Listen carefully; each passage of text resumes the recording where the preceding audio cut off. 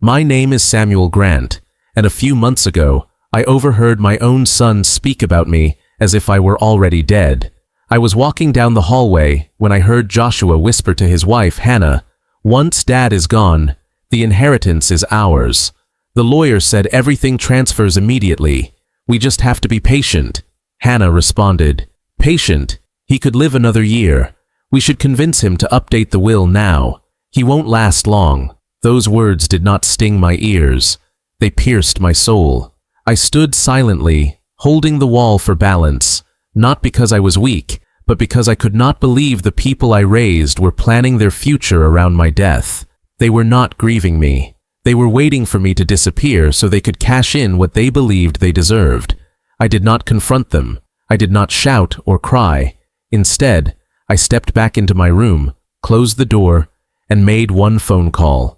That single call changed everything. From that moment on, I stopped being the aging father waiting to be cared for and became the man who would teach them the most important lesson they would ever learn, without raising my voice or lifting my hand. 6 months later, Joshua and Hannah walked into a church filled with flowers and dim lighting. At the front of the room was a closed casket draped with my photograph. They wore black, their faces arranged in sorrow, but their eyes glittered with anticipation. They believed this was the day they would claim their future. They had no idea this was the day they would lose everything. When we all gathered in the attorney's office for the will reading, the air was heavy. Joshua placed his arm around his daughter Rebecca, pretending to comfort her. Hannah sat confidently, ready to sign papers. But when the lawyer opened the envelope and read the first line, both of them froze. Their expressions changed in an instant, from confident to confused to terrified. What I did in that will would not only protect my wife's legacy, it would expose their intentions to the world. If you believe that no parent should be valued only for what they can leave behind, stay with me until the end. This is not just a story about betrayal. It is a story about justice. Make sure to subscribe and tell me in the comments where you are watching from, because what happened next will leave you speechless. Before everything fell apart, my life was simple and peaceful in a way only age can teach you to appreciate. I lived alone in the house my late wife, Eleanor, and I built with our own hands. Every brick, every photo on the wall, every tree in the backyard told a story of love, sacrifice, and family. Eleanor passed away 2 years ago after a long illness. She was the kind of woman who remembered everyone's birthday, who stayed up late baking for neighbors, who believed that money should heal, not divide. Losing her was the hardest thing I ever lived through, but she left me with one promise.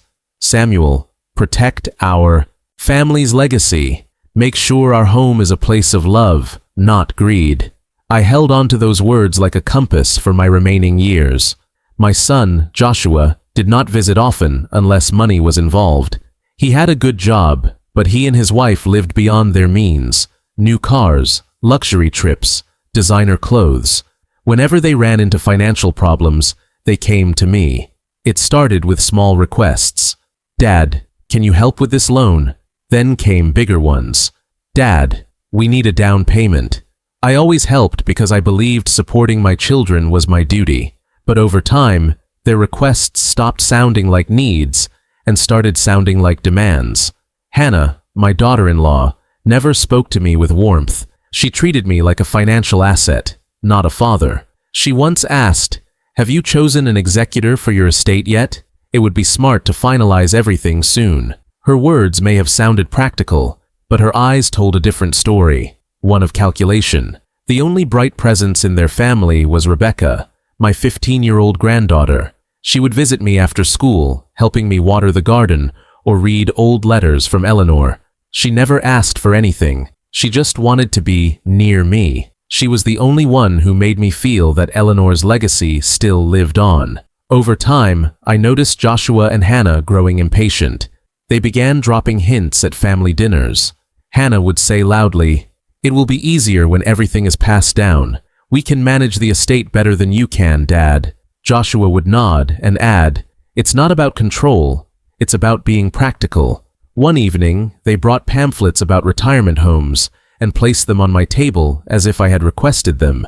Hannah said, "This one has a medical wing. It's safer for someone your age." Joshua added, "We can sell your house and handle the estate while you enjoy your remaining years without stress." That was the first time I felt something shift inside me. It was not anger, it was awareness. They were not trying to help me, they were trying to replace me before I was even gone. Still, I stayed calm. I smiled. I pretended to consider their ideas. They believed I was giving up. They had no idea I was already preparing for the moment they would face the consequences of their choices. Because betrayal is loud, but justice arrives in silence. The tension in my home did not begin with shouting. It began with subtle shifts, changes in tone, sideways glances, hushed conversations that stopped when I entered the room. It is a strange feeling when you realize your own children no longer see you as a parent, but as a deadline. One evening, Joshua and Hannah came over unexpectedly. Hannah carried a tray of store-bought cookies, the kind she pretends are homemade. Joshua followed behind her, not his usual self. He seemed impatient, tapping his foot as if waiting for the right moment to deliver news he had already rehearsed. We sat in the living room. Joshua cleared his throat and said, "Dad, we've been thinking about your future. You're getting older, and it's time we make sure everything is secure." His voice tried to sound caring, but his eyes were fixed on the framed photo of my wife on the mantel, specifically the golden plaque beneath it that read, "Established in 1978. It wasn't my health he was thinking about. It was the house. Hannah leaned forward, clasping her hands together.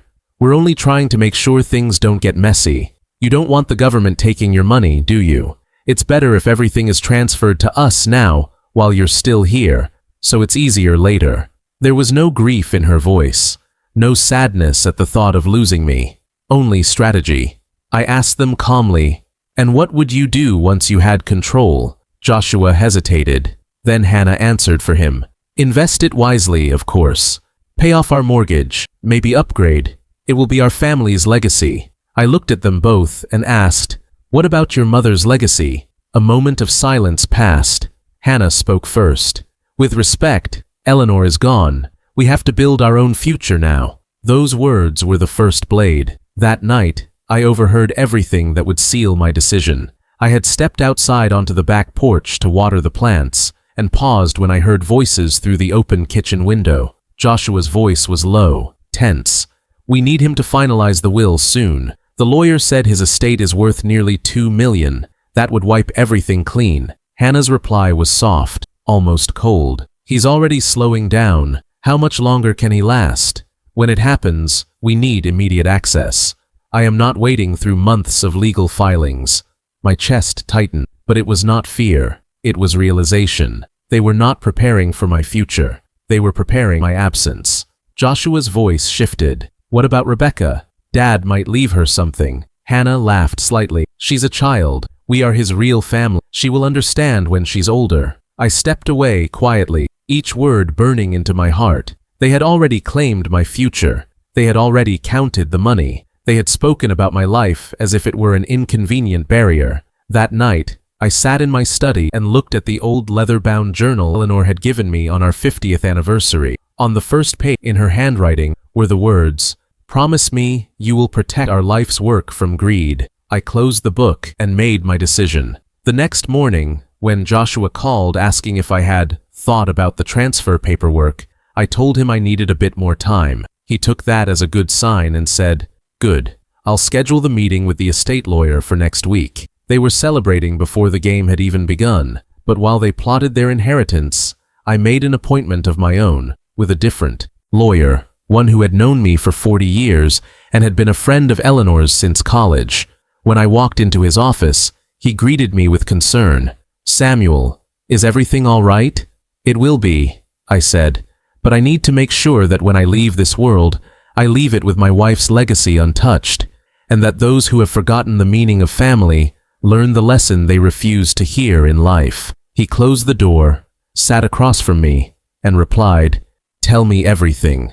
And I did. Every word they spoke, every plan they made, every boundary they had crossed. By the time I finished, the lawyer was silent. Then he nodded slowly and said, You're a wise man, Samuel, and this will be handled with complete discretion. While Joshua and Hannah believed they were tightening their grip on my future, I was already building a fate they could not undo. Not out of revenge, but out of love. Love for Eleanor, love for Rebecca, and love for the truth. The day after I met with my attorney, everything inside me felt different. The sadness I had been carrying turned into strength. I was no longer a father waiting for affection. I was a husband honoring a promise. The lawyer, Mr. Whitman, had known Eleanor since they were teenagers.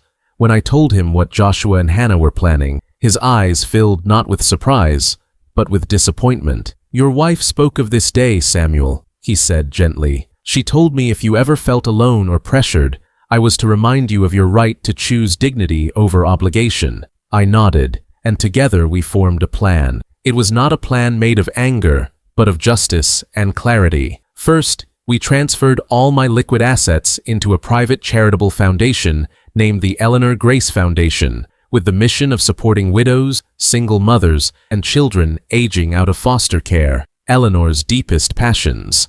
The foundation would be overseen by a board of trustees Eleanor had personally selected before she died, including our goddaughter, Rachel Thompson, a nurse who had cared for Eleanor in her final days. Rachel was one of the few people who had shown me true compassion after Eleanor's death. She never asked for a cent from me. She brought me home-cooked meals, helped clean the house, and sat quietly with me when the grief felt unbearable. Choosing her as executor of Eleanor's wishes was not just logical, it was right. Next, we established a living trust for my house, placing it under permanent charitable ownership. The trust contained a life estate clause, granting me full residency and decision-making authority for as long as I lived. Upon my death, the house would legally convert into a safe home for elderly widows without family support. This meant Joshua and Hannah would have zero claim to it, no power to sell it, mortgage it, or take possession. It would be protected forever under law. The next step was the most dramatic, and it had to be executed with precision. To the outside world, especially to Joshua and Hannah, I needed to appear compliant, weak, and close to death. They had already convinced themselves that my time was running out. I decided to use their own assumptions as a shield. I informed them that I was stepping back from managing my finances and would let them assist me with paperwork. This made them even more confident that their plan was working. They started making suggestions about funeral arrangements and even asked me to pre-sign certain documents, just in case something happened unexpectedly. Every word, every smile they gave me had nothing to do with love. It was a countdown in disguise. Meanwhile, I began preparing physically and emotionally to disappear without creating panic. I contacted a private medical facility by the lake where I could live quietly under the care of trusted friends from Eleanor's hospice circle. My departure would be officially reported as entering palliative care. A few weeks later, an announcement would follow that I had passed peacefully. Only one person would know the truth: my granddaughter, Rebecca. She was the only member of my bloodline who had shown me sincere affection, the only one whose hands trembled when she hugged me, whose eyes watered when I talked about Eleanor. I sat Rebecca down in my study one afternoon and told her I would be away for a while to rest. She asked if I was dying. I held her hand and said, "Not today, but your grandmother asked me to protect this family from forgetting what love is. I need your help." Tears ran down her cheeks as she nodded and whispered, "I'll keep the secret." That moment assured me I was not alone. Everything moved quickly after that. Mr. Whitman filed the legal transitions. Rachel took control of Eleanor's foundation. My assets vanished from the accounts Joshua had been tracking. My house changed owners quietly. And then came the moment I stepped into the black sedan that would take me away. I looked back only once, not with regret, but with peace. That home was no longer a place of control. It was now a sanctuary. As we drove away, I turned off my phone and watched the world I had known shift into something new. Joshua and Hannah believed they had won. They told friends that I had finally agreed to step aside. They began making plans for renovations and profit. But what they did not know was that every step they celebrated was a step into their own awakening. I had not left my life behind. I had stepped into my final act, not as a victim, but as a guardian of legacy. They were ready for my death. What they were not ready for was the truth that would rise in my place. 6 months passed quietly. In that time, rumors began to spread that my health had severely declined. Joshua and Hannah rarely visited, though they called often, not to ask how I was feeling, but to ask if I had finalized everything. They were restless, waiting for a day they thought would make them rich. That day finally came, but not in the way they expected. With the cooperation of the medical facility and my attorney, an official announcement was sent to my family. Samuel Grant passed away peacefully at 3:14 a.m. My obituary ran in the local paper, and arrangements were made at the church Eleanor and I were married in. On the morning of the funeral, the sky was clear and calm. There was no sadness in the air for me, only anticipation for them. Joshua and Hannah arrived wearing the kind of grief one wears like clothing, present on the outside, empty within. Hannah dabbed her eyes with a tissue in a dramatic fashion, whispering loudly to relatives, "He is in a better place now." Joshua greeted guests with solemn nods, squeezing Rebecca's shoulder as if to show fatherly care, unaware that his own daughter already knew the truth. The church was filled with people who genuinely loved me, neighbors, church members, Eleanor's old friends. But Joshua and Hannah took it upon themselves to stand near the front row, ready to be seen as dutiful heirs. Once the service concluded, everyone was invited to the reading of the will at Mr. Whitman's law office. Joshua walked ahead confidently, already discussing with Hannah which items they would sell first. Hannah said, "The foundation piece in the hallway alone is worth thousands." Rebecca walked behind them, silent, clutching a necklace Eleanor had given her. Inside the office, a long oak table awaited us. Mr. Whitman sat at the head, papers neatly arranged. Joshua and Hannah sat together, fingers intertwined, ready to collect their victory. The room grew silent as Mr. Whitman opened a sealed envelope and began to read. "This is the last will and testament of Samuel Grant. If you are here today, it means that you believed I have left this world. Before the terms are read, I ask for a moment of silence to honor the memory of my beloved wife Eleanor, whose love shaped every decision in this document." Joshua shifted impatiently. Hannah crossed her arms.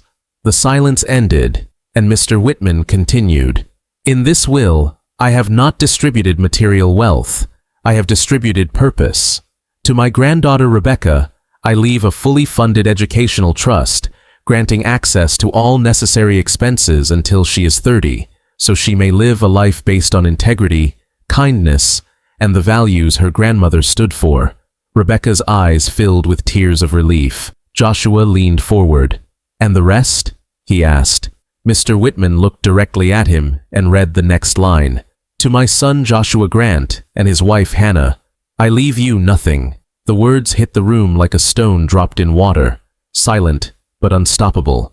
Hannah's face went blank, then flushed red. Joshua blinked, stunned into silence. Mr. Whitman continued reading. "It is my belief that inheritance is not a reward for bloodline, but a reflection of character. In the final years of my life, I was not seen as a father, but as a financial opportunity. A man's worth is not in what he leaves behind, but in how he is remembered. You chose to wait for my death rather than walk beside me in life." Hannah shot out of her chair. "This is fraud. This is manipulation. He was not in his right mind." Mr. Whitman remained calm. "Mr. Grant recorded this video message himself. You will now watch and hear his exact words." He pressed a button. A screen lit up, and there I was, alive, seated in my armchair, speaking directly to them. "Joshua, Hannah," I began, looking straight into the camera. "If you are surprised right now, it is only because you never truly saw me while I was alive. You counted my days instead of cherishing them.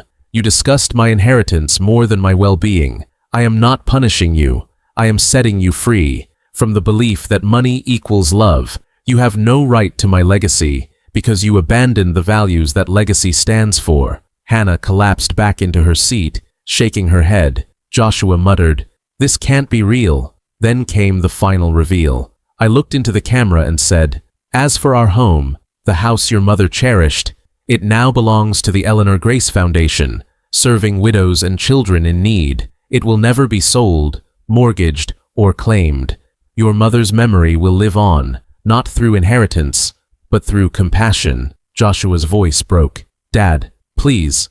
And at that exact moment, the office door opened. I walked in. Alive. Hannah screamed. Joshua stood, frozen, unable to speak. Rebecca ran toward me and wrapped her arms around me, crying, "Grandpa, you came back." I looked at Joshua and Hannah, not with hatred, but with truth, and said, "I never died, but you did. The moment you placed money above love, you buried yourselves." In that moment, everything changed, not because I was alive, but because they finally saw what greed had cost them. The moment I stepped into that room, alive and standing, my presence silenced everything. Joshua's knees weakened and he slowly lowered himself back into his chair. His face, once filled with certainty, was now pale with realization. Hannah stared at me as if I were a ghost, her lips trembling, unable to words. Rebecca clung to my arm and I could feel her heartbeat racing, not from fear, but from overwhelming relief. I took a slow breath and looked not at their faces, but into their eyes, into what was left beneath the greed, beneath the pride. No one spoke for almost a full minute. Finally, Joshua whispered, "Dad, why did you do this?" I didn't answer right away. Instead, I walked to the window and looked out at the sky, the same sky Eleanor used to watch every evening. When I turned back, I said, "I didn't do this to punish you. I did it to show you the truth you refused to see. In your eyes, I had become a number on a piece of paper. You mourned my life as if it were a mandatory step toward acquiring my wealth. You stopped seeing me as your father and began seeing me as a countdown." Joshua's eyes filled with tears, and he bowed his head, ashamed. Hannah, still in denial, stood again and attempted to regain control. "This is emotional manipulation. You had no right." I raised my hand calmly to silence her. "I had every right," I said. "While I was alive, I had the right to choose love over greed. And in death, or what you believed was my death, I had the right to reveal who truly valued me." She sat down, her strength finally collapsing under the weight of truth. I walked back to the table and placed Eleanor's photograph in front of them. Everything I did was to protect her legacy. This house, this foundation, this wealth, it didn't belong to me. It belonged to the life we built together, and no one who disrespected her memory would be allowed to profit from it. Tears streamed down Rebecca's face as she looked at her parents. For the first time, Joshua turned toward his daughter and truly saw the pain he had caused. He reached for her hand, but she hesitated. She looked at me instead, searching my face for guidance. I nodded gently, letting her make her own decision. Joshua fell to his knees in front of me and lowered his head. "Dad, I lost my way. I stopped thinking like a son and started thinking like a businessman. I was wrong. I thought this was how it was supposed to be." I placed my hand on his shoulder. "Wealth should strengthen a family, not divide it. It should be earned through love, not assumed through blood." He cried quietly, years of pride collapsing in that moment. Hannah did not cry. She sat rigid, staring into space. Her entire identity had been built around the belief that money equaled power. Now she was forced to face a reality where money could not save her. Without a word, she stood up, grabbed her purse, and walked out of the room. As the door closed behind her, it was not the door of opportunity slamming shut. It was the door of illusion. Joshua remained kneeling, sobbing silently. I told him to stand. "This is not your end," I said. "This is your beginning. You lost your inheritance, but you still have a chance to reclaim something greater. Your integrity, your role as a father to Rebecca, your identity as my son." He nodded, wiping his tears, not with entitlement, but with humility. As we walked out of the office together, Rebecca held my hand with one hand and her father's with the other. For the first time in a long time, I saw unity, not built on wealth, but on truth. In the weeks that followed, Joshua began visiting me regularly, not to ask for anything, but to help. He repaired the fence, cleaned the garden, and joined me in volunteering at the Eleanor Grace Foundation. Slowly, he reconnected with the values he once abandoned. Rebecca flourished in school, inspired by her grandmother's legacy, telling me she wanted to become a lawyer to protect people like you and Grandma. As for me, I found peace, not because I won, but because love won. My legacy no longer lived in numbers or property. It lived in the hearts of those who chose character over greed. And that is what I leave you with today. Some people wait for a will to decide their future. Wise people learn to write their own future by choosing what is right while they are still alive. If this story touched your heart and you believe love is greater than money, subscribe now and comment where you are watching from. Tell me, what would you choose? Inheritance or legacy?